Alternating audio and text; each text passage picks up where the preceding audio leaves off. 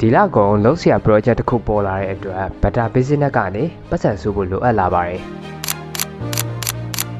ပုံမှန်ဆိုတိတ်မစုပြစ်ပေမဲ့အခုကအရေးကြီးတဲ့အတွက်မရရတဲ့နည်းနဲ့စုရမှာဖြစ်ပါတယ်အဲ့ဒါနဲ့ပဲကျွန်တော်ရောင်းရတတ်ဖို့ plan တွေစလုပ်ရတယ်ပြီးတော့အလုပ်ပေါ်ပဲအာရုံစိုက်မှာဖြစ်တဲ့အတွက်အခြား gain ဆော့တာတွေအချိန်ဖြုံးတာတွေရှောင်ကျဉ်ရပါတယ်အလုံးနဲ့ပတ်သက်တဲ့ marketing အကြောင်းတွေပို့လေ့လာဖြစ်တယ်ရောင်းရတတ်အောင်ဘယ်လိုလုပ်ရမလဲအကြံဉာဏ်တွေရှာရပါတယ်အိမ်ကမဟုတ်ဘူးပေးလဲမစားပဲထပ်ပြီးတော့စုရပါတယ်တခါတလေပစ္စည်းကရောင်းရပါတယ်ဒါပေမဲ့ deliver ကို customer ပြောထားတဲ့ပို့ပြီးတော့များနေရပေါ့အဲ့ဒီခါကျလို့ရှိရင်ကိုယ့်ဘက်ကဒါရောင်းချခြင်းတဲ့အတွက်delivery ကအများနဲ့ site ပေးပြတာရှိပါတယ်တချို့မျိုးနယ်ဆိုလို့ရှိရင်တော့ကျွန်တော်900 1000တော့ပုံမှန်အများနဲ့ site ပေးဖြစ်ပါတယ်အခြားအရန်ဝေးတဲ့မျိုးတွေ delivery က12000 13000လောက်တောင်းတဲ့မျိုးတွေဆိုလို့ရှိရင်ကျွန်တော်ကတော့ customer ကို8000 9000ပဲပြောပြီးတော့လိုအပ်တဲ့ပတ်စံတွေကိုကျွန်တော်အများနဲ့ site ပေးခဲ့တာပဲဖြစ်ပါတယ်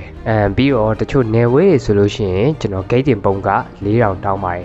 တို့ပေမဲ့4000လုံးမှာကျွန်တော်အမျက်ကြံနေဆိုတာမျိုးမရှိပါဘူးဗျကျွန်တော် gate ကိုကြတော့2000ပေးရတယ်ကြံတဲ့2000ကိုကြတော့ကျွန်တော်အသွားပြန်ကားကားနဲ့တစ်ခါတလေလမ်းမှာမုတ်စားကျင်တာကိုပါဆိုလို့ရှိရင်အထက်ရောက်ဝင်စားဖြစ်ပါတယ်အဓိကကတော့ကျွန်တော်စေတနာနဲ့ပဲအကုန်လုံးလုပ်ပေးခဲ့တာပဲဖြစ်ပါတယ်ကျွန်တော်အဲ့လိုစုရေးစုနေပဲတလကြာသွားတဲ့အခါမှာကျွန်တော်လိုအပ်တဲ့ငွေအမောက်ကိုကွက်တီရသွားပါတယ်ကျွန်တော်စလို့တုန်းကတော့ကျွန်တော်မဖြစ်နိုင်ဘူးလုံးဝထင်ခဲ့ရပါတော့ဒါပေမဲ့လည်းကျွန်တော်လုံရင်းနဲ့ယုံကြည်မှုရလာပြီးတော့ပို့ပြီးစူးစမ်းပြစ်ခဲ့တာဖြစ်ပါတယ်